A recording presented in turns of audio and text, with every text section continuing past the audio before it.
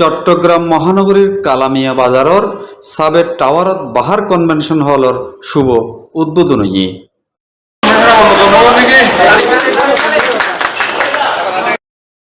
মঙ্গলবার 19 আগস্ট 2025 সকাল 10টার সময় চট্টগ্রাম মহানগরীর কালামিয়া বাজার সাবের টাওয়ারস্থ বাহার কনভেনশন হলর শুভ উদ্বোধন করা হয়।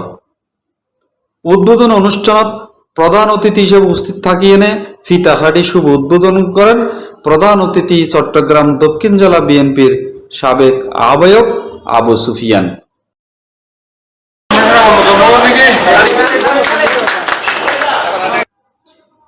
এই উদ্বোধন অনুষ্ঠানত বিশেষ অতিথি হিসেবে উপস্থিত আছেন বাংলাদেশ মানবাধিকার ফোরাম কেন্দ্রীয় মহাসচিব ও সাটকা টিভির চেয়ারম্যান সাংবাদিক আক্তার উদ্দিন রানা, বাহার কনভেনশন হলর স্বত্বাধিকারী ও চাটগা টিভির পরিচালক হাজী বাহার উদ্দিন, ফোরামর চট্টগ্রাম বিভাগীয় সভাপতি জিএম মাহবুব হোসেন, বাকলিয়া বিএনপি নেতা হাজী মহিউদ্দিন।